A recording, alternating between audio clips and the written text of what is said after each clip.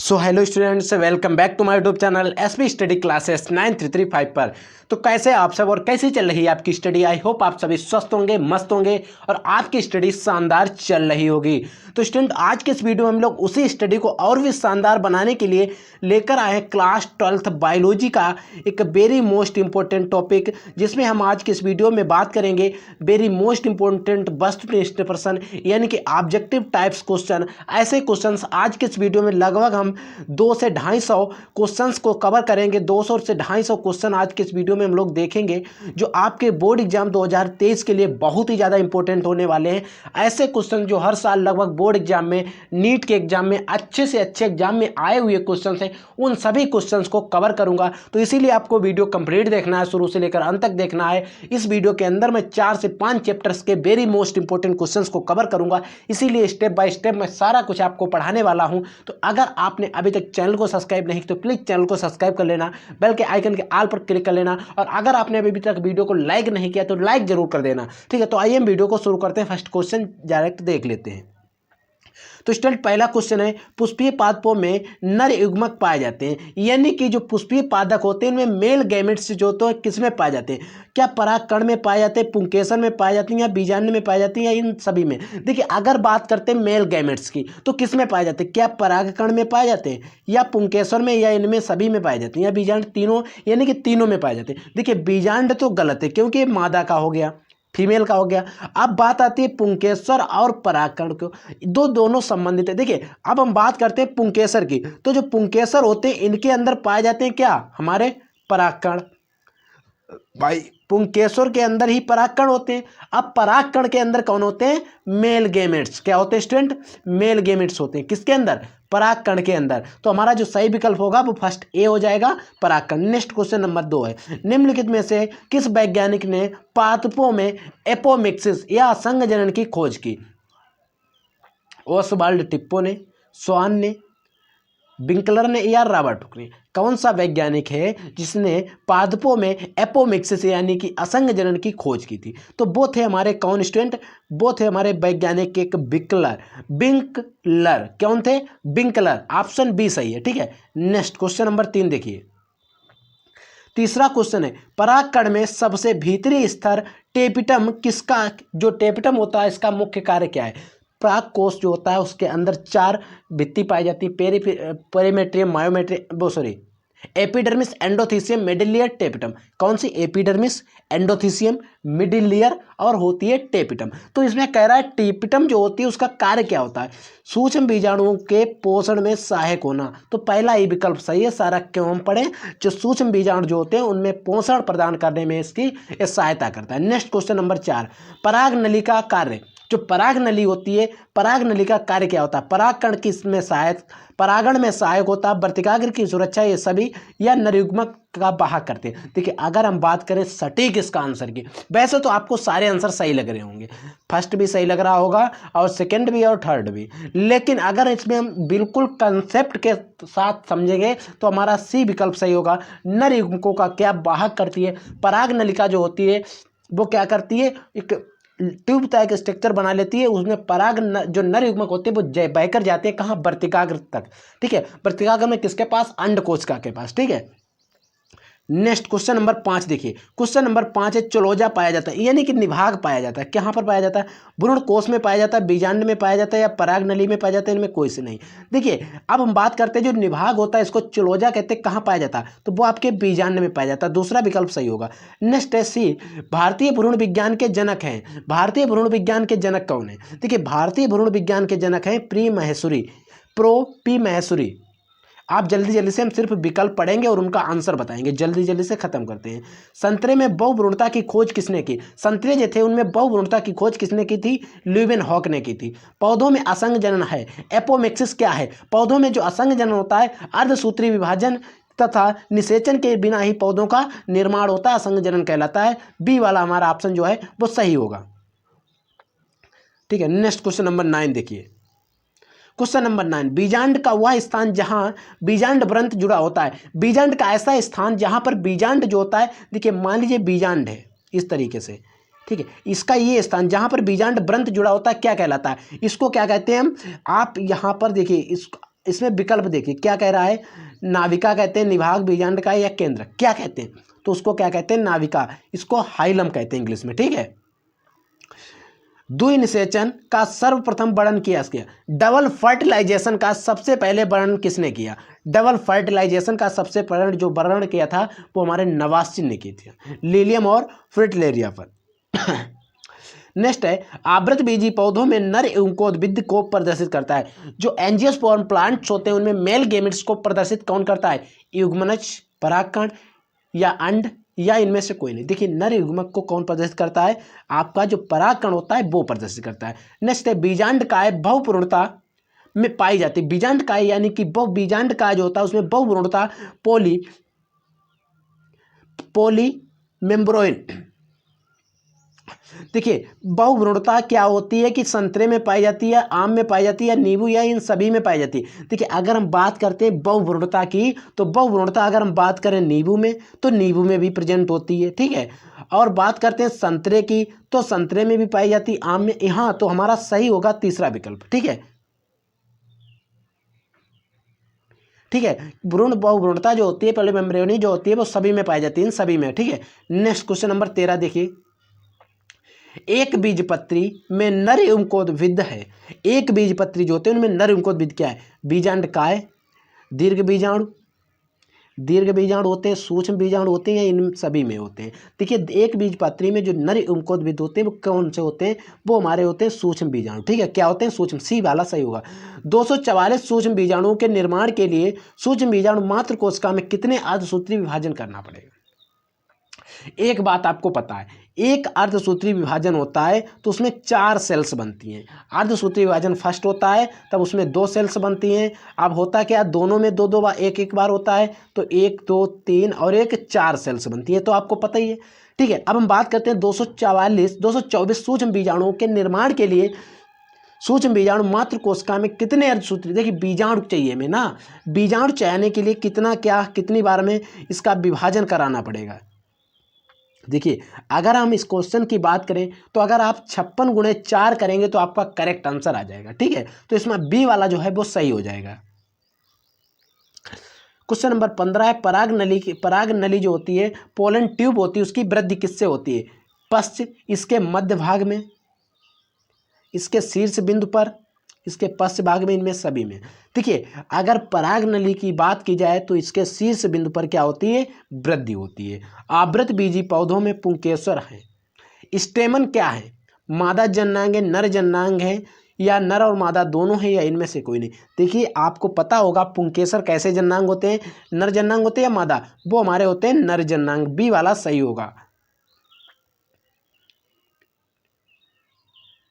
देखिए अभी टेपिटम के ऊपर एक क्वेश्चन और आया था, फिर टेपिटम के ऊपर एक क्वेश्चन हमको फंस गया है, ठीक है। तो टेपिटम जो है परागकण के प्रकीर्णन में सहायक, परागकोश के स्फुटन में सहायक, या बाह्य स्तर है, या उपयुक्त में से कोई नहीं। जो टेपिटम है वो क्या है, हमने आपको क्या बताया था, टेपिटम का मुख्य कार्य क्या होता है, क्या बताया था अभी, जो सूक्ष्म बीजाणु होते हैं उनको पोषण प्रदान करना, तो उपयुक्त में से कोई नहीं इसका सही विकल्प है, ठीक है। निम्न में से क्या लिखा है, देखिए किसकी वर्तिका नली नहीं पाई जाती है, निम्न में से किसमें वर्तिका जो नली होती नहीं, खुली वर्तिका में, बंद वर्तिका में, आधी बंद वर्तिका में, इनमें से किसी में नहीं। देखिए निम्न में से वर्तिका नली जो होती किसमें नहीं पाई जाती, तो वो बंद वर्तिका में नहीं पाई जाती, ठीक है। नेक्स्ट है कैप्सेला द्विबीजपत्री पौधों में भ्रूण कोश में पराग नलिका का प्रवेश होता है, बीजांड द्वार भाग से, भ्रूण कोश के मध्य भाग से, इन सभी से, या निभाग से। देखिए अगर हम बात करते हैं कि जो कैप्सेला होता है तो इसमें जो प्रवेश होता है बीजांड द्वार जो भाग होता है उसी से होता है, ठीक है। कैप्सेला में भ्रूण की आकृति होती है, कैप्सेला जो होता है उसमें जो भ्रूण होता है, एम्ब्रियो होता है, उसकी आकृति कैसी होती है, उसकी आकृति होती है स्टूडेंट हृदयकार। बहुत इंपॉर्टेंट क्वेश्चन नीट में कई बार आया है। कैप्सेला में भ्रूण कोश स्थित होता है, कैप्सेला में भ्रूण कोश कहाँ स्थित होता है, वो आपके बीजांड में स्थित होता है, किसमें स्टूडेंट, बीजांड में। क्वेश्चन नंबर 22 है, नर युग्मोद्भिद की प्रथम कोशिका, नर युग्मोद्भिद होता है उसकी प्रथम कोशिका परागकण है, नरयुग्मक है, जनन कोशिका ही या परागमात्र कोशिका। देखिए अगर हम बात करते हैं नरयुग्मकोद्भिद की प्रथम कोशिका होती है वह हमारा परागकण होती है, पोलन ग्रेन होती है। नेक्स्ट क्वेश्चन नंबर देखिए, नेक्स्ट है एक परिपक्व भ्रूण कोश के केंद्रीय कोशिका होती है। एक परिपक्व भ्रूण कोश होगा उसमें केंद्रीय कोशिका होती है, 2 केंद्र की, 1 केंद्र की, 8 केंद्र की या 4 केंद्र की। अगर परिपक्व है तो उसमें 2 केंद्र की कोशिका होगी, ठीक है, ये बात ध्यान रखना। पराग नलिका का निभागीय भाग पाया जाता है। पराग नलिका का निभागीय प्रवेश कहाँ पाया जाता है? देखिए पराग नलिका जो होती है वो निभाग के भाग से प्रवेश करती है, वो किस में पाया जाता है? मटर में हो गया, कुकुरबिटा में हो गया या केज्युएराइना में हो गया, इन सभी में। देखिए अगर हम बात करते हैं पराग नलिका का निभागीय भाग से प्रवेश होता है वो केज्युराइना में होता है, ठीक है, सी वाला विकल्प हमारा सही होगा। बीज का निर्माण किससे होता है? अंडाशय से, भ्रूणकोश से, परागकोश से या बीजांड से? देखिए अगर हम बात करते हैं बीज का निर्माण जो होता है वो हमारा सदैव बीजांड से ही होता है, ठीक है। निम्न में अगुणित कोशिका है, टेपिटम, परागकण मात्र कोशिका, भ्रूणपोष केंद्रक, परागकण। अगुणित मतलब हैप्लॉइड मतलब ईएन, कौन सी कोशिका है? अगर हम बात करते हैं परागकण की तो एक हैप्लॉइड कोशिका है, ठीक है। पराग नलिका की खोज की नवास्चिन ने की, हाफ मिस्टर ने की, एमिसी ने की या स्टार्सबर्गर ने? जो पराग नलिका थी उसकी खोज की थी एमिसी ने, ठीक है, डी वाला सही होगा। नेक्स्ट क्वेश्चन, आवृत बीजी पौधों का बीजांड समतुल्य है, किसके समतुल्य होता है? वो हमारा दीर्घ बीजाणुधानी के समतुल्य होता है। वनस्पति विज्ञान की वह शाखा जिसमें परागकणों की संरचना का अध्ययन किया जाता है उसे क्या कहते हैं? उसे हम क्या कहते हैं? जिसमें परागकणों की संरचना का अध्ययन किया जाता है उसे, उस भ्रूण विज्ञान की शाखा को हम क्या कहते हैं? परागणु विज्ञान कहते हैं, ठीक है। नेक्स्ट क्वेश्चन देखिए, क्वेश्चन नंबर 30 है, बीजांड द्वार में पराग नलिका के प्रवेश को क्या कहते हैं? संयुग्मन, अंडद्वारी प्रवास, निभागीय प्रवेश या इनमें से कोई नहीं? अगर पराग नलिका जो है बीजांड द्वार से प्रवेश करती है तो उसे अंडद्वारीय प्रवेश कहते हैं, बी विकल्प हमारा सही होगा। नेक्स्ट क्वेश्चन नंबर 31 है, भ्रूण कोश में अंड उपकरण पाया जाता है। जो भ्रूण कोश होता है उसमें अंड उपकरण जो होता है किसमें पाया जाता है? बीजांड द्वार की ओर पाया जाता है, ठीक है। द्वि निषेचन की क्रिया होती है, 2 नरयुग्मक का संयोजन, अंड कोशिका एवं 2 नरयुग्मकों का संयोजन, एक नरयुग्मक का अंड कोशिका से तथा दूसरा का द्विध्रुवीय केंद्रक से। हमारा सही विकल्प है वो हमारा कौन सा स्टूडेंट? तीसरा विकल्प है जो हमारा सही होगा, ठीक है, ये बात आपको ध्यान रखनी है। क्वेश्चन नंबर 33 है, नाविका। नाविका कहलाती है, क्या कहलाती है? नाविका जो होती है वो कहलाता है, कहलाता है या कहलाती, क्या कहलाती है? नाविका जो होती है हमारी कहलाती है बीजांड काय व बीजांड व्रंत में मिलने का स्थान जो होता है उसे क्या कहते हैं? नाविका कहते हैं। नेक्स्ट है, बीजांड में निभाग वह स्थान है जहां उत्पन्न होते हैं। बीजांड जो होता है उसमें निभाग जो है वो वह स्थान है जहां पर क्या उत्पन्न होते हैं? हमारे बाह्य व अंतःध्यावरण उपस्थित होते हैं या उत्पन्न होते हैं, ठीक है। नेक्स्ट क्वेश्चन, क्वेश्चन नंबर 35, बीजांड में अर्धसूत्री विभाजन होता है। जो बीजांड होता है उसमें अर्धसूत्री विभाजन किससे होता है? दीर्घ बीजाणु मात्र कोशिका। देखिए नेक्स्ट क्वेश्चन नंबर 36 है, जब बीजांड सीधा, ऊर्ध्ववर्तीय तथा बीजांड वृद्ध निभाग तथा बीजांड द्वार एक सीधी रेखा में होते हैं तो ऐसा बीजांड क्या कहलाता है? एनाट्रोपक, हेमिट्रोपक, आर्थोट्रोपस या कंफाइलोट्रोपस? वेरी मोस्ट इंपॉर्टेंट क्वेश्चन, और ऐसा नहीं आपके एग्जाम के लिए, एक क्वेश्चन जो है नीट के लिए तो बहुत इंपॉर्टेंट है। वो क्या कहलाता है? आर्थोट्रोपस बीजांड कहलाता है, ध्यान रख लेना। नेक्स्ट क्वेश्चन, गेहूं के 100 दाने बनाने के लिए कितनी बार अर्धसूत्री विभाजन कराना पड़ेगा? देखिए गेहूं के अगर हमें 100 दाने बनाने हैं तो हमें कितनी बार अर्धसूत्री विभाजन कराने पड़ेगा? देखिए अगर हमें नर युग्मक चाहिए तो वो तो हमें 25, अगर एक बार हम अर्धसूत्री विभाजन कराएंगे तो 4 बन जाते हैं, ठीक है, 4 बन जाते हैं, तो उसमें 25 चक्कू 100, तो हमें अगर नर युग्मक बनाने हैं, अगर हमें देखिए अगर हमें नर युग्मक बनाने हैं तो 25 चक्कू 100, 25 बार में काम चल जाएगा। ये बात आपको 25 तो याद रख लेना, नर युग्मक चाहिए क्योंकि गेहूं के दाने में बनाने हैं, ठीक है। फिर हमें बनाने क्या है, मादा युग्मक मेल गेमिट्स। तो मेल गेमिट्स एक बार अर्धसूत्रीय विभाजन होता है, उसमें 3 तो बेकार रहते, 1 ओवम बनता है, ठीक है। तो 100 और 25 जोड़ दीजिए, 100 और 25 जोड़ेंगे तो हमारा आएगा 125 बार में कराना पड़ेगा, ठीक है। आवृत बीजी में भ्रूणपोष होते हैं, आवृत बीजी होते हैं उसमें भ्रूणपोष 2n होते हैं, 3n होते हैं, n होते हैं, n में से कोई नहीं। जो आवृत बीजी होता है उसमें भ्रूणपोष जो होते हैं कितने n होते हैं, वो हमारा त्रिगुणित होता है। और भ्रूणकोष देखिए जिसमें क्या होता हो, कोष होता है, वो कैसा होता है, द्विगुणित, वो सॉरी अगुणित होता है, कोष अगुणित होता है। ध्रुवीय केंद्रक पाए जाते हैं, ध्रुवीय केंद्रक किस में पाए जाते हैं, देखिए जो ध्रुवीय केंद्रक होते हैं वो किस में पाए जाते हैं, हमारे भ्रूण कोष में पाए जाते हैं, ठीक है। नेक्स्ट क्वेश्चन देखिए, जब बीजांड व्रंत पर समकोण मतलब 90 अंश पर जुड़ा होता तो बीजांड किस प्रकार को, इस प्रकार के बीजांड को हम क्या कहते हैं, क्या कहलाता है, कुछ भी हो सकता है, ठीक है।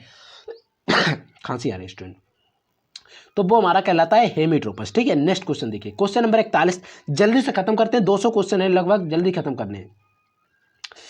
क्वेश्चन है, द्वितीय केंद्रक का निर्माण होता है, द्वितीय केंद्रक जो होता है उसका निर्माण कहाँ से होता है, द्विध्रुवीय केंद्रकों के संयोजन से। नेक्स्ट है, खुली वर्तिका अगर पाई जाती, खुली वर्तिका जो होती है किसमें पाई जाती है, पेपरवेसी जो कुल होता है उसमें खुली वर्तिका अगर पाई जाती है। नर युग्मक देखिए, कुछ नर युग्मक तथा द्विध्रुवीय केंद्रक में संयोजन से बनता है, क्या बनता है, भ्रूणकोष बनता है। नेक्स्ट क्वेश्चन 44 है, द्विनिषेचन किसकी विशेषता है, मॉस की, साइकस की, कैप्सेला की या फर्ने की, तो वो किसकी विशेषता है, द्विनिषेचन कैप्सेला की। क्वेश्चन नंबर 45, भ्रूणकोष में स्थित द्वितीय केंद्रक नर युग्मक का संयोजन क्या कहलाता है, द्वितीय केंद्रक जो होता है उसका और नर युग्मक के साथ संयोजन जो होता है उसको हम क्या कहते हैं, उसको कहते हैं त्रिसंलयन। Next question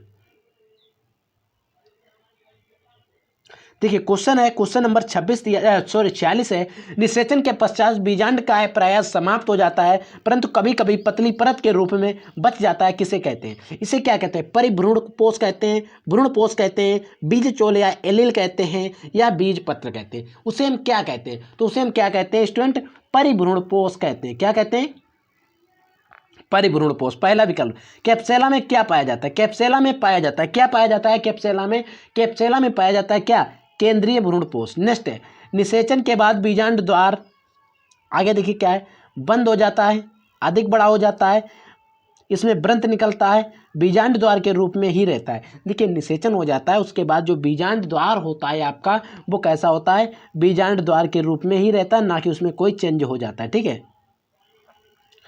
next question number 49 number question है, निलंबक की सबसे ऊपरी कोशिका को कहते हैं, निलंबक जो होती है उसमें सबसे ऊपर की जो कोशिका होती है उसे हम क्या कहते हैं, उसे हम कहते हैं क्या, हास्टोरियल कोशिका। क्या कहते हैं, हास्टोरियल कोशिका कहते हैं। कैप्सेला में निषेचन की क्रिया होती है, जो कैप्सेला होता है उसमें निषेचन की क्रिया होती है, तो कैप्सेला में जो निषेचन की क्रिया होती है वो क्या होती है, द्विनिषेचन एवं त्रिसंलयन, त्रिसमेकन।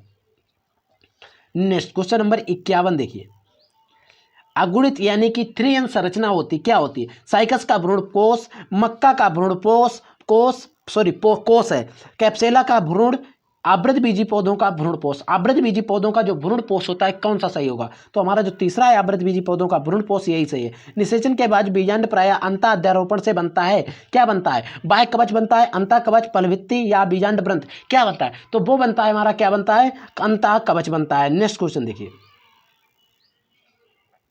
बीज चोल या एरिल लीची में खाने योग्य वाला भाग, खाए जाने वाला भाग जो होता है संरचनात्मक दृष्टि से है बाह्याध्यावरण, अंतः फलवृत्ति या बीजांड के रूप में उत्पन्न मसल होता है, क्या जो होता है वो खाने योग्य भाग होता है, तो हमारा सी वाला सही है। अरंडी के बीज में बीजांड द्वार के चारों ओर स्थित सफेद अतिवृद्धि को कहते हैं। देखिए जो आपने अंडी देखी उसमें सफ़ेद सफ़ेद होता है अंडी के ऊपर, यानी कि उसका टॉप पर मुंह की तरह बना होता है, उसको क्या कहते हैं, वो क्या होता है, वो आपको मिलेगा पढ़ने को बायोलॉजी के अंदर, तो वो होता है बीज चोलक होता है, ठीक है, इसको आप ध्यान रखेंगे। क्वेश्चन नंबर 55 है, अभ्रूणपोषी बीजों में भोजन संचित होता है, भ्रूणपोष में बीज पत्रों में, निभाग में या बीज कवच में, किस में संचित होता है? तो वो हमारा जो इसमें भोजन संचित होता है वो बीज पत्र जो होते हैं उनमें संचित हो जाता है। निम्न में से किस ऊतक में वसा संचित रहती है? आलू के कंद में, मटर के बीज पत्र में, गेहूं के भ्रूणपोष में, नारियल के भ्रूणपोष में।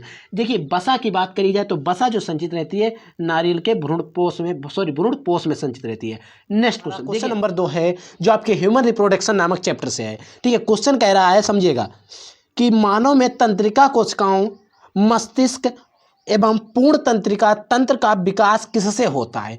क्या मेसोडर्म से होता है, एक्टोडर्म से होता है, या मेसोडर्म और एक्टोडर्म दोनों से होता है, या फिर एंडोडर्म से होता है? किस स्तर से होता है? तो देखिए अगर हम बात करते हैं जो हमारी तंत्रिका, भ्रूण, मस्तिष्क आदि का विकास जो होता है वो हमारी एक्टोडर्म जो लेयर होती है उससे होता है। मेसोडर्म, एक्टोडर्म और एंडोडर्म 3 लेयर्स होती हैं, तो किससे होता है? एंडोडर्म, एक्टोडर्म से होता है। ठीक है, ये बात आपको ध्यान रखना है, यानी कि हमारा बी वाला ऑप्शन जो है वो सही होगा। नेक्स्ट है ब्लास्टूला बनने के, देखिए ब्लास्टोसील बनने से भ्रूण बन जाता है। जो ब्लास्टोसील बनता है उसके बनने से क्या बनता है? भ्रूण बनता है। तो भ्रूण का कौन सा भाग बनता है? क्या गैस्टूला बन जाता है, या मोरूला बनता है, या न्यूरोला बनता है, या ब्लास्टूला? तो देखिए क्या बनता है, जब जिस समय ब्लास्टोसील बनने के बाद भ्रूण जो बनता है वो हमारा ब्लास्टोसील, आप देखिए सेंस लगाइए, ब्लास्टोसील से क्या बनता है? ब्लास्टूला बनता है। क्या बनता है? ब्लास्टूला, यानी कि सी वाला हमारा सही होगा। नेक्स्ट क्वेश्चन नंबर 4 है, देखिएगा, निम्न में से किसके परिसंचरण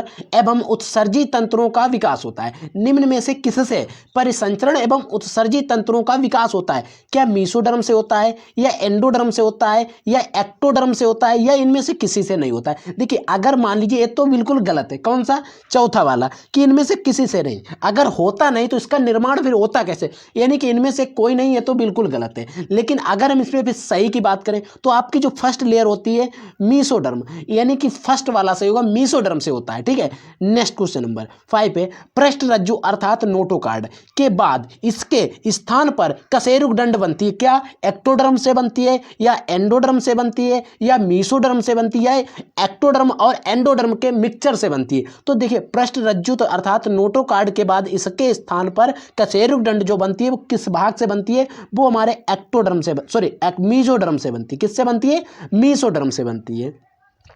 सी वाला विकल्प हमारा सही होगा। किससे बनती है? मेसोडर्म से बनती है। नेक्स्ट क्वेश्चन नंबर 6 देखते हैं। क्वेश्चन नंबर 6, भ्रूणीय विकास की किस अवस्था की कोशिकाओं को कोरक खंड कहते हैं? समझिए, भ्रूणीय जो विकास हो रहा था, जब जिस समय भ्रूण जो होता है माता के गर्भ में, ठीक है, डेवलपमेंट हो रहा होता है, उसकी किस स्टेज में, अवस्था में कोशिकाओं को कोरक खंड कहते हैं? क्या मोरूला स्टेज में कहते हैं, ग्लैस्टूला स्टेज में, या ब्लास्टूला, या इनमें से कोई दो?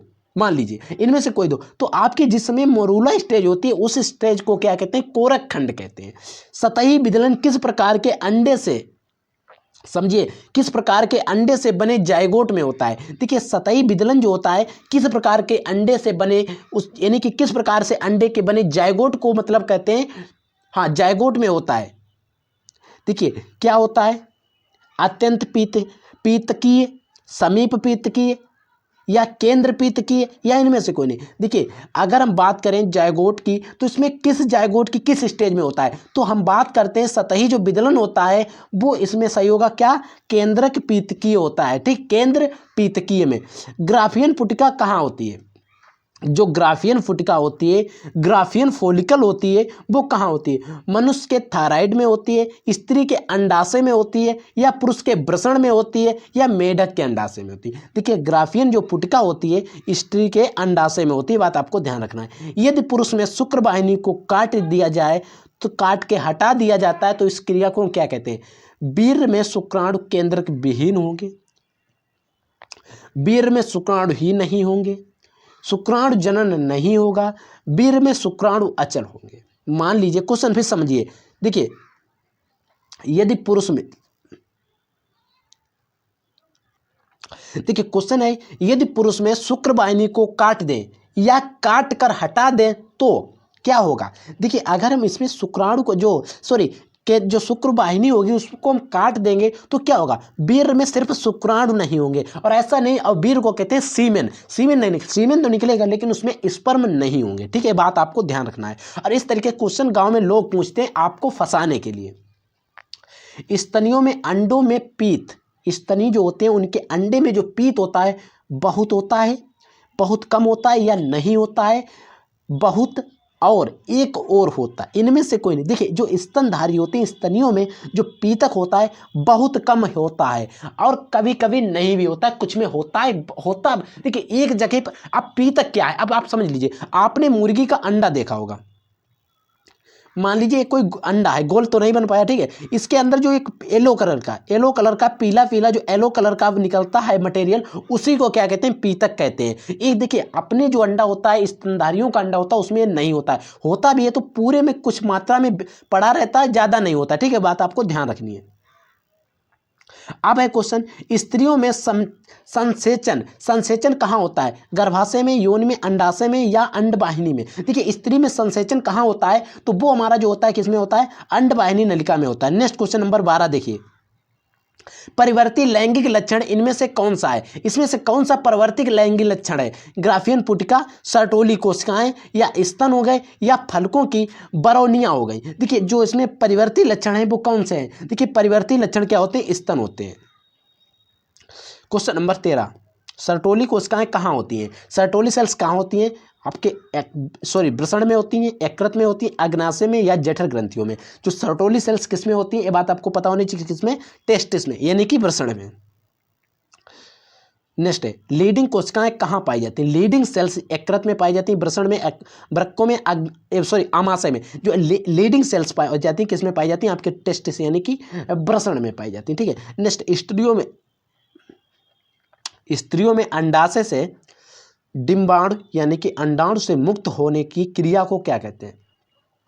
स्त्री के अंडाशय से, देखिए अंडाशय से अंडाणु को, ओवम देखिए अंडाशय जो होता है उससे ओवम के मुक्त होने की क्रिया को क्या कहते हैं, प्लांटेशन, गैस्टेशन कहते हैं, ओव्यूलेशन कहते हैं, पट्रियूशन कहते हैं, क्या कहते हैं, तो जिस समय अंडाशय से ओवम मुक्त होता है उस क्रिया को एब्यूलेशन कहते हैं। क्या कहते हैं, एब्यूलेशन कहते हैं। देखिए नेक्स्ट क्वेश्चन नंबर 16 देखिए, प्रोजेस्टेरॉन हार्मोन का स्त्रवण किसके द्वारा होता है, प्रोजेस्टेरॉन जो हार्मोन होता है उसका स्त्रवण जो होता है किसके द्वारा, कार्पस, क्या लिखा है, कार्पस कैलोसम के द्वारा होता है, कार्पस यूटेराइन के द्वारा होता है, कार्पस ल्यूट्रियम के द्वारा होता है, कार्पस एल्बिकैल्स द्वारा होता है। देखिए जो प्रोजेस्टेरॉन हार्मोन का स्त्रवण होता है वो किसके द्वारा होता है, कार्पस ल्यूट्रियम के द्वारा, यानी कि सी ऑप्शन सही है। नेक्स्ट, स्त्री का भाग्य शिश्न अर्थात क्लिटोरिस होता है, क्या होता है, नर के शिश्न के समजात होता है, निरर्थक अंग है, निरर्थक अंग है, नर में शिश्न के समरूप है, नर में शिश्न के समरूप है। इसमें देखिए ऊपर और वाले और दोनों ही सेम लग रहे हैं, समजात और समरूप, लेकिन अंतर बहुत है, एक अपवृद्धि है। देखिए जो स्त्री का जो भाग्य शिश्न होता है वो जो आप मेल का जो होता है शिश्न के समजात होता है, उसके समान होता है, समरूप नहीं होता है, समजात होता है, उसी जैसे लगभग उसी के कार्य लगभग समान होते हैं, ठीक है, तो इसीलिए पहला विकल्प हमारा सही होगा।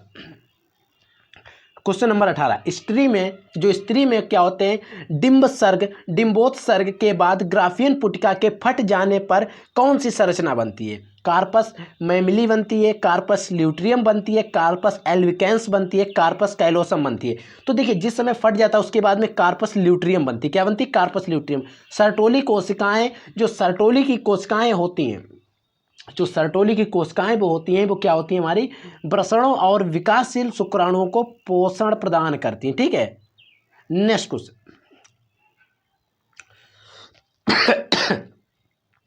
डिम्बोत्सर्ग किस हार्मोन के नियंत्रण में होता है, डिम्बोत्सर्ग जो होता है किस हार्मोन के नियंत्रण में होता है, वो FSH और LH के होता है, ठीक है। मनुष्य में अंडाणु होते हैं, अपीतकीय होते हैं, सूक्ष्म पीतकीय होते हैं, बृहद पीतकीय होते हैं या मध्य पीतकीय। जो मनुष्य का अंडा होता है कैसा होता है, बहुत अपीतकीय मान लीजिए, या बहुत कम मात्रा में पीतक पाया जाता है। लेकिन अगर हम बात करते हैं कम मात्रा तो यहाँ पर आपको मिलता है सूक्ष्म पीतकीय। तो कहें सर आपने ये क्यों नहीं बताया, देखिए अगर आपको कहीं पर भी विकल्प ऐसे मिलते हैं, मान लीजिए यहाँ पर अपीतकीय नहीं होता, मान लीजिए अपीतकीय अगर नहीं होता तो हमें सूक्ष्म पीतकीय लगा देते, लेकिन यहाँ पर इससे भी सरल मिल रहा है अपीतकीय, तो हम ये लगाएंगे, अगर ये ना होता तो हम सूक्ष्म पीतकीय लगाते, ठीक है। नेक्स्ट है, पुरुषों के वृषण में नर हार्मोन्स का स्त्रवण करने वाली कोशिकाएं, पुरुष का जो वृषण होता है उससे नर हार्मोन्स का स्त्रवण करने वाली कोशिकाएं कौन सी होती हैं? लीडिंग की कोशिकाएं होती हैं। डिंबोस्तर के बाद अंडाशयी पुटिका के कार्पस ल्यूटियम नामक संरचना किसमें बनती है? किसमें बनती है? मेढक में बनती है, मुर्गी में, स्त्री में या मछलियों में? तो किसमें बनती है? बार बार हम पढ़ते आ रहे हैं, तो किसमें बनती है स्टूडेंट? स्त्रियों में, यानी कि अगर हम बात करते हो तो मानव ही है। मैथ्यून के समय योनि का चिकना बनाने हेतु एक क्षारीय द्रव का स्त्रवण करने वाली ग्रंथि कौन सी है? कार्पस है, काउपर्स है, प्रोस्टेट है, या रेक्टल है, या पेरिनियल है? देखिए कौन सी ग्रंथि होती है जो चिकना यानी कि जो चिपचिपा पदार्थ होता है इसका स्त्रवण करती है? काउपर्स होते हैं। कौन सी? काउपर्स, यानी कि फर्स्ट वाला विकल्प सही है। नेक्स्ट क्वेश्चन देखिए,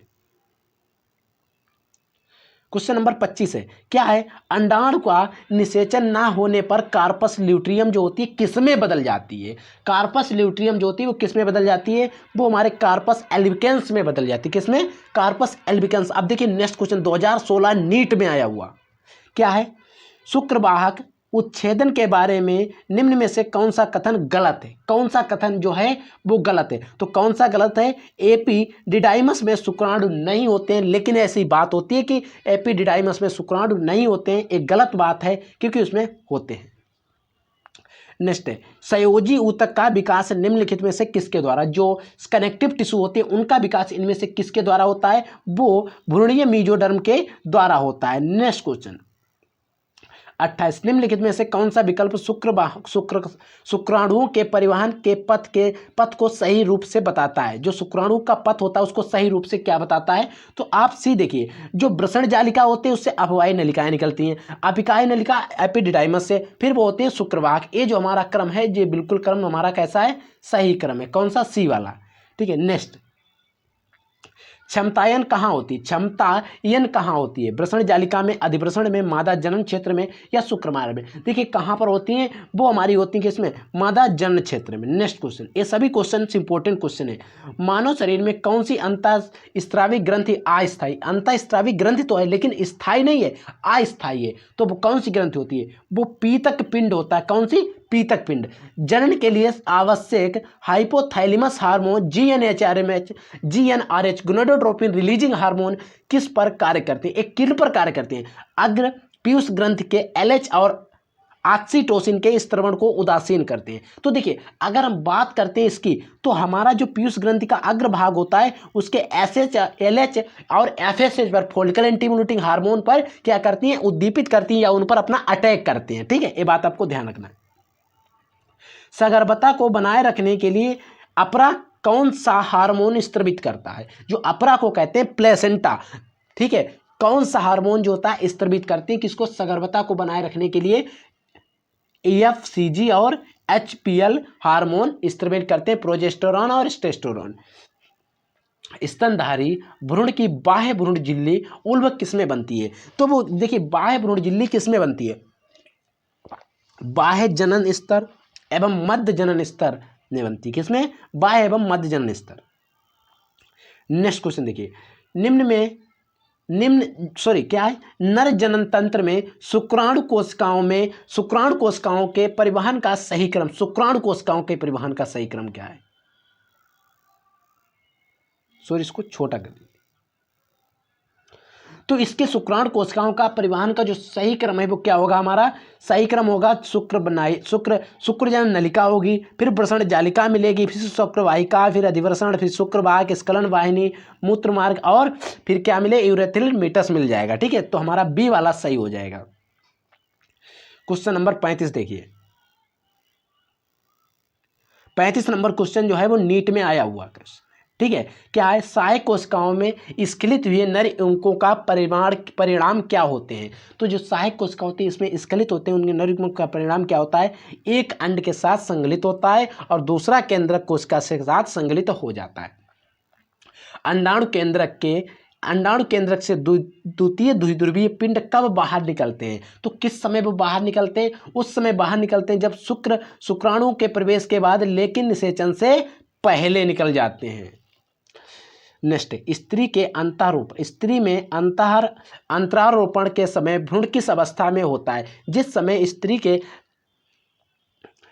जो गर्भाशय की झिल्ली होती है, वह झिल्ली वहाँ पर जिस समय अटैच होता है, देखिए ये मान लीजिए ये जो लेयर होती है, देखिए 3 लेयर होती है, ए होती है, बीच में होती है और इधर वाली। इससे यहाँ पर भ्रूण जब जिस समय अटैच होता है किस स्टेज में होता है, किस अवस्था में होता है, तो किस अवस्था में होता है स्टूडेंट, वो होता है ब्लास्टूल अवस्था में। किसमें? ब्लास्टूल अवस्था में। ठीक है, तो ये थे वेरी मोस्ट इंपॉर्टेंट क्वेश्चन। अब हम बात करते हैं नेक्स्ट क्वेश्चन है जो जनसंख्या विस्फोट का कारण। ठीक है, ये जो है इससे अगले चैप्टर के हैं। ये जो चैप्टर आपका जनन स्वास्थ्य है उससे है, क्या है, जनसंख्या विस्फोट का कारण।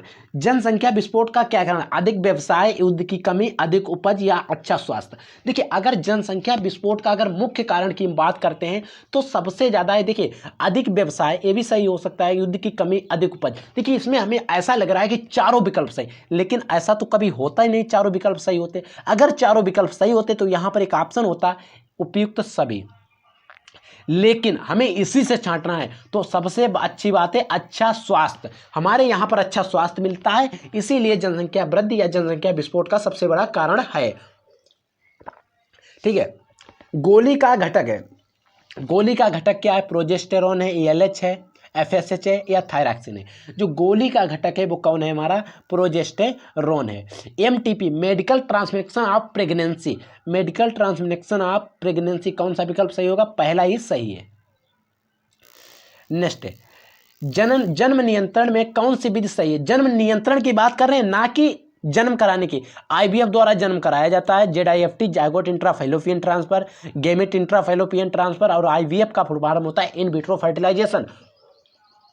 इन सभी से क्या होता है, ऐसे दंपति जिनमें संतान उत्पन्न करने की क्षमता नहीं होती है उनमें संतान उत्पन्न कराई जाती है। लेकिन आईयूडी इंट्रायूटेराइन डिवाइस जन्म नियंत्रण को रोकने की जगह है, रोकने का एक विधि है। तो इसमें हमारा इस क्वेश्चन के अकॉर्डिंग सही हमारा आईयूडी होगा, यानी कि डी वाला ऑप्शन सही है। क्या है? आईवीएफ है। आईवीएफ क्या है?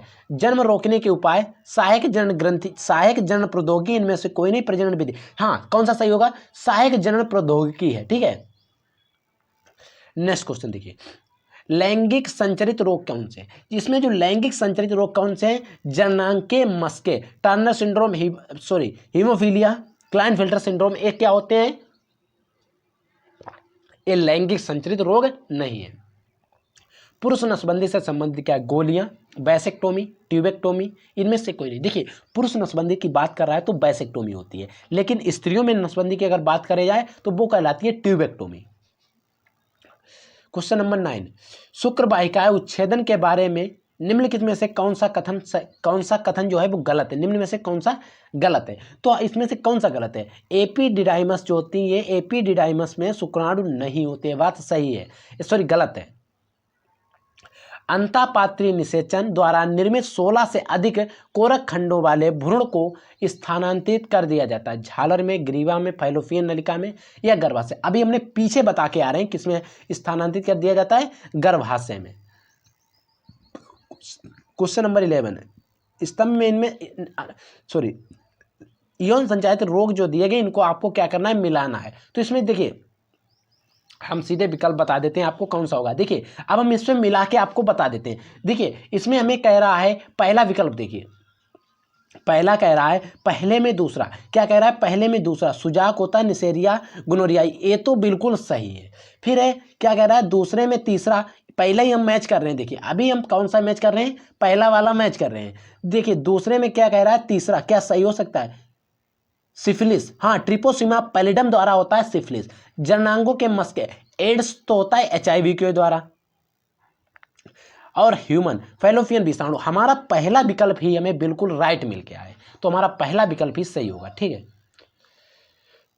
कापर मोचक आईयूडी इंट्रायूटेराइन डिवाइस आयनों का क्या कार्य? ठीक है, कापर मोचक आईयूडी जो होते हैं वो क्या करते हैं? ये शुक्राणु की गतिशीलता व निषेचन की क्षमता में उसको क्या करते हैं? कम कर देते हैं। नेक्स्ट है एक दंपति जिसमें पुरुष में शुक्राणुओं की संख्या बहुत कम, उनके लिए निषेचन की कौन सी तकनीक उचित रहेगी? अंता, गर्भाशय स्थानांतरण, गैमेट इंट्रा, क्या लिखा है? साइटोप्लाज्मिक फैलोपियन ट्रांसफर, अंता कोशिकीय शुक्राणु निक्षेपण या कृत्रिम वीर्य सेचन। इसमें से कौन सी विधि का उपयोग करनी चाहिए? तो इसमें कृत्रिम वीर्य सेचन का प्रयोग करना चाहिए। गर्भ निरोधक शैली है, इसमें से गर्भ निरोधक शैली कौन सी है? गर्भाशय में एस्ट्रोजन ग्राही को अवरुद्ध करती है और अंडे में रोपण को रोकती है। क्वेश्चन नंबर 15 नीट में आया हुआ, निम्न में से किस गर्भ निरोधक तकनीक में हार्मोन भूमिका अदा करते हैं? हार्मोन जो होते हैं वो भूमिका अदा करते हैं स्तनपान, अनारता, गोलियां, आपातकालीन गर्भ निरोधक। ए वाला विकल्प सही है, फर्स्ट विकल्प, ठीक है। हार्मोन मोचक गर्भाशयी युक्तियों का चयन करो। जो हार्मोन मोचक होती है कौन सी होती है? देखिए हार्मोन मोचक की हम बात करें, प्रोजेस्टेसर्ट होती है, LNG-20 होती है, ठीक है। नेक्स्ट है, निम्न में से कौन सा यौन संचरित रोग पूर्णतया साध्य नहीं है? कौन सा पूर्णतः रूप से सिद्ध नहीं है? तो वो होता है जनिक सर्प, ठीक है। नेक्स्ट है, अब हमारा जो चैप्टर है वो वंशागत से जो भी न्यूमेरिकल इंपॉर्टेंट क्वेश्चन है वो हमारे हैं किससे? वंशागत चैप्टर से। तो देखिए स्टूडेंट, पहला क्वेश्चन है, मेंडल ने अपने प्रयोगों के लिए कुत्तों की तुलना में मटर के पौधे को ही अधिक उपयुक्त क्यों थे? देखिए मान लीजिए वो हो सकता था कुत्ते पर भी अपने प्रयोग कर सकते, लेकिन उन्होंने ऐसा क्यों नहीं किया? देखिए उनमें एक रीजन था। क्या रीजन था? मटर के पौधों में प्राकृतिक रूप से स्वपरागण ही होता है, प्राकृतिक रूप से स्वपरागण ही होता था। तो हमारा पहला विकल्प सही है। कौन से परिभाषित शब्द का उपयोग आनुवंशिक लक्षणों में के तुलनात्मक रूप या इन रूपों के कारकों जीन्स के लिए किया जाता है? कौन सा शब्द है? तो वो शब्द है हमारा, कौन सा शब्द हो सकता है? वो एलील्स हो सकता है।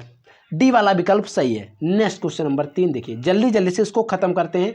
यदि किसी आनुवंशिक लक्षण के तुलनात्मक रूपों में जीन मिल जाते हैं तो इनमें क्या कह रहा है? इनमें से एक ही लक्षण का विकास होता है, दूसरे का नहीं, या कौन सा नियम है? कौन सा नियम है? देखिए प्रबलता का नियम है, वंशागत का नियम है, पृथक्करण का, या प्रतिबंधक कारकों का है?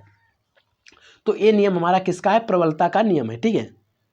क्वेश्चन नंबर 4, कैपिटल आर यानी कि लाल हो सकते हैं, स्मॉल आर हो सकते हैं सफ़ेद प्रसंकरण किया गया है। सारे संतानों में small R capital R mix up गुलाबी रंग के फूल खिले हैं। इससे सिद्ध हुआ कि आर जीन्स होते हैं। कैसे होते हैं? सुप्त, संकर, अपूर्ण प्रबल या उत्परिवर्तित। कैसे होते हैं? जो हमारे आर जीन होंगे वो अपूर्ण प्रबल होंगे, ठीक है। अपने प्रयोगों के लिए उद्यान मटर के पौधे का चयन मेंडल ने सौभाग्य था, क्यों सौभाग्य था? उनका सौभाग्य था कि मटर में 7 जोड़ी गुणसूत्र होते हैं और मेंडल द्वारा चुने गए 7 आनुवंशिक लक्षणों के जीन्स संबंधतया ये अलग अलग गुणसूत्र जोड़ियों पर स्थित थे, ठीक है।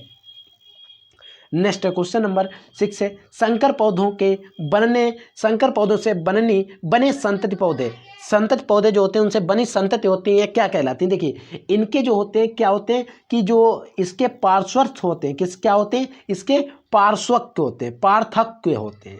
पृथक्य मतलब होते हैं उनसे अलग होते हैं, ठीक है, ऐसे समझिए। वंशागत की इकाई क्या? गुणसूत्र, जीन्स अर्थात जीनोटाइप, जीन रूप अर्थात जीनोटाइप, ठीक है। दृश्य अर्थात फिनोटाइप या जीन्स। वंशागत की इकाई क्या है? तो वंशागत की इकाई क्या है? हमारी जीन होते हैं, ठीक है। नेक्स्ट क्वेश्चन, एक लंबे तने तथा गोल बीज वाले शुद्ध नस्ली मटर के पौधों का प्रसंकरण एक नाटे तथा तने तथा झुर्रीदार बीज वाले शुद्ध नस्ली पौधों से किया जाता है। तो F1 पीढ़ी में लंबे तने वाले। तो इससे सिद्ध हुआ है कि क्या सिद्ध हुआ है? इससे सिद्ध होता है कि लंबे तने के लक्षण नाटे के तने के लक्षण से के लिए अधिक प्रबल हैं, वो उस पर अपना प्रभाव दिखा देते हैं। नेक्स्ट है, F1 पीढ़ी का प्रबल जनकीय पौधों में ब्रैक क्रॉस अर्थात विपरीत संकरण बैक क्रॉस किया गया है तो बराबर संख्या में 4 प्रकार की संतति उत्पन्न हुई। अतः सिद्ध हुआ कि F1 पीढ़ी में क्या हो सकता है? तो F1 जो पीढ़ी होगी उसमें बराबर संख्या में 4 प्रकार के युग्म बनाए होंगे। एक लंबे तने वाले और एक नाटे तने वाले शुद्ध नस्ली पौधों के बीज का प्रसंकरण को क्या कहते हैं? उसके प्रसंकरण को क्या कहते हैं? अगुणित प्रसंकरण कहते हैं, ठीक है।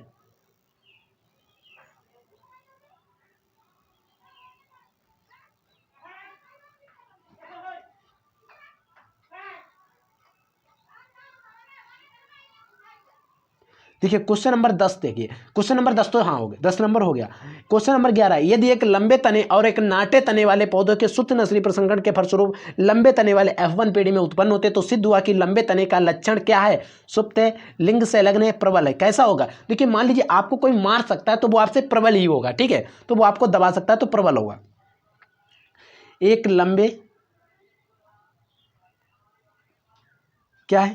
एक लंबे तने और नाटे तने वाले शुद्ध नस्ली पौधों, इस तरीके से बहुत क्वेश्चन आते हैं, इनको आप पढ़ लेना, ठीक है। हम विकल्प बता देते हैं। जो आपका क्वेश्चन नंबर 12 है, इसका विकल्प जो होगा विषमयुग्मजी होगा। क्वेश्चन नंबर 13 में कौन सा विकल्प सही होगा? क्वेश्चन नंबर 13 में 50% सही होगा, ठीक है। नेक्स्ट आप जल्दी से पढ़ के हम आपको अच्छे से क्वेश्चन बता दें। आनुवंशिक लक्षणों में जीन्स के समूह को क्या कहते हैं? आनुवंशिक लक्षण जो होते हैं उनमें जीनी जोड़े के समूह को क्या कहते हैं? जीनोटाइप्स कहते हैं, ठीक है। संतान को पिता से कितने % जीन जो होते हैं प्राप्त होते हैं? कितने जीन्स प्राप्त होते हैं? 75, 50, 25 से 50 या 25%? कितने जोड़ी गुणसूत्र, सॉरी कितने %? तो 50% जीन्स प्राप्त होते हैं। नेक्स्ट क्वेश्चन, मानव में असंचेतित अंडाणु में होते हैं, मानव का असंचेतित जो अंडाणु होता है उसमें कितने होते हैं? क्या होते हैं उसमें? क्या होते हैं? एक एक्स गुणसूत्र होते हैं, ऑटोसोम्स होते हैं, ऑटोसोम्स दैहिक गुणसूत्र, हेटेरोसोम्स, ठीक है। देखिए ऑटोसोम्स होते हैं, क्या होते हैं ऑटोसोम्स? जो हमारे ऑटोसोम्स होते हैं वो एक लिंग गुणसूत्र के अतिरिक्त कोई भी अन्य गुणसूत्र है, ठीक है। नेक्स्ट है, परिभाषित शब्द के रूप में एक जीन शब्द का सर्वप्रथम प्रयोग करने वाले व्यक्ति, जीन शब्द का प्रयोग सबसे पहले किसने किया था? ऐसे मान लिए तो जोहानसन ने जीन शब्द का सबसे पहले प्रयोग किया था। नेक्स्ट क्वेश्चन नंबर 19 है, 20 है, 21 है, ठीक। इसके बाद में है क्वेश्चन क्या? हाँ है अभी, ठीक है। 19 नंबर क्वेश्चन क्या है? देखिए, जीव विज्ञान की वह शाखा जिसमें वंशानुक्रम से संबंधित जीवों की समानता एवं असमानताओं का अध्ययन होता है क्या कहलाती है? देखिए उसे हम क्या कहते हैं? उसे आनुवंशिक कहते हैं, ठीक है। किस वैज्ञानिक जिसने सर्वप्रथम अपने प्रयोगों के फलस्वरूप आनुवंशिक के नियम को प्रस्तुत किया, वो वैज्ञानिक कौन था? तो वो वैज्ञानिक हमारे थे मेंडल। एक सामान्य मानव शुक्राणु या अंडाणु में ऑटोसोम्स की संख्या कितनी होती है? एक सामान्य नॉर्मल में कितनी होती है? 21, 22 होती है, यानी कि 11 जोड़ी होते हैं। नेक्स्ट क्वेश्चन नंबर 22, अपूर्ण प्रभाविता के कारण नीले बर्ड संकरण में सफेद एंडोल्यूसियन मुर्गों में प्रसंकरण के फलस्वरूप पैदा होंगे, क्या पैदा होंगे? कितने % पैदा होंगे? देखिए हो सकता है 50% नीले हो, 50% सफेद मुर्गे हों, ठीक है। युग्मनज अर्थात जायगोट, युग्मनज अर्थात जायगोट में गुणसूत्र होते हैं। जायगोट में गुणसूत्र कितने होते हैं? जायगोट किसी का हो वो उसमें गुणसूत्र सदैव कितने होंगे स्टूडेंट? वो आपके 2n ही होंगे, 2x होंगे, यानी कि द्विगुणित, आप समझिए सीधे। मानव में गुणसूत्रों की संख्या कितनी होती है? आपको पता ही होगा कितनी होती है? 46। इनमें से कौन सा फिनोटाइप विषमयुग्मी प्रसंकरण है? इनमें से कौन सा फिनोटाइप जो है विषमयुग्मी प्रसंकरण है? तो वो हमारा है कैपिटल आर और स्मॉल आर। यदि किसी कोशिका में गुणसूत्रों की एक गुण संख्या 12 हो तो फिर मीसोसोमिक संख्या होगी। मीसोसोमिक संख्या क्या होगी? अगर मान लीजिए उसमें संख्या जो है वो 12 है तो उसमें मीसोसोमिक संख्या जो होगी वो हमारी होगी 12 दूनी 24 और 24 से 1 निकाल दीजिए, हाँ 23 होगी, ठीक है। दो समझा जीन्स किस जीनोटाइप में बिल्कुल समान होते हैं, ठीक है। तो किस जीनोटाइप में बिल्कुल समान होते हैं? वो होते हैं होमोजाइगस, ठीक है। क्वेश्चन नंबर 28 देखिए, क्वेश्चन नंबर 28, द्विगुण प्रसंकरण में F2 पीढ़ी में दृश्य अनुपात होता है। F2 जो पीढ़ी उसमें दृश्य अनुपात कितना होता है? उसमें जो दृश्य अनुपात F2 पीढ़ी की बात कर रहा है तो कितना होता है? 9:3, 3:1 होता है, ठीक है। 9:3, 3:1 होता है, ठीक है। ये बात आपको ध्यान रखनी। और आप अगर इनको काउंट करेंगे तो आपके कितने आएंगे? 3 दूनी 6 और 9 7 होते हैं कितने? 16 ही आएंगे, ठीक है। एलील्स का पृथक्करण किस प्रक्रिया में होता है? एलील्स जो होते हैं उनका पृथक्करण हो जाता है किस प्रक्रिया में हो जाता है? वो अर्धसूत्रण में। इनमें से किस अनुपात में स्वतंत्र अभिवन के नियम को सिद्ध होता है? तो किस अनुपात में स्वतंत्र अभिवन का जो नियम होता है वो सिद्ध होता है? जो आपने अभी 16 की बात की थी, इसमें यही वाला इसमें सही है, ठीक है। Small R capital R, small R, capital T, small T, gene प्रारूप अर्थात जीनोटाइप में प्रसंकरण, यानी कि ये दिया गया है, इसमें अनुपात क्या होगा? देखिए अगर हम इस क्वेश्चन की बात करते हैं तो हमारा 1:1:1 होता है, ठीक है। ये बात आपको ध्यान रखनी है। देखिए नेक्स्ट क्वेश्चन है, एक गुणित प्रसंकरण में F2 पीढ़ी के पौधों में जीन प्रारूपों का अनुपात क्या होगा? 3:1 होगा, तो 1:1 होगा, 1:2:1 होगा, या 1:2 होगा। देखिए अगर हम यहाँ पर किसकी बात करते हैं? जीन प्रारूपों की, जीनोटाइप्स की बात करते हैं, तो हमारा जीनोटाइप्स की अगर हम बात करेंगे तो हमारा डी वाला विकल्प सही होगा, ठीक है। तो ये थे वेरी मोस्ट इंपॉर्टेंट क्वेश्चन, बहुत ही 100 से ज़्यादा, लगभग 200 क्वेश्चन थे। आई होप ये सबसे क्वेश्चन आपको अच्छे से समझ में आ गए होंगे और आपका रिविजन भी अच्छे तरीके से हो गया होगा। अगर आपको वीडियो पसंद आया हो तो वीडियो को लाइक कर देना, चैनल पर नहीं तो चैनल को जरूर सब्सक्राइब कर लेना, क्योंकि इस चैनल पर आपको इसी तरीके से कॉन्टेंटुअल वीडियो, हेल्पफुल वीडियो और आपके लिए नॉलेजेबल वीडियो मिलते रहते हैं। एक क्वेश्चन ऐसे क्वेश्चन थे जो आपके नीट एग्जाम में बहुत इंपॉर्टेंट क्वेश्चन है, तो आप इन क्वेश्चन को तैयार कर लीजिए और आपके कॉम्पिटेटिव एग्जाम में भी फंसने वाले क्वेश्चन है। ठीक है, तो आज के इतना ही। आप लोग पढ़ते रहिए, आगे बढ़ते रहिए। जय हिंद, वंदे मातरम।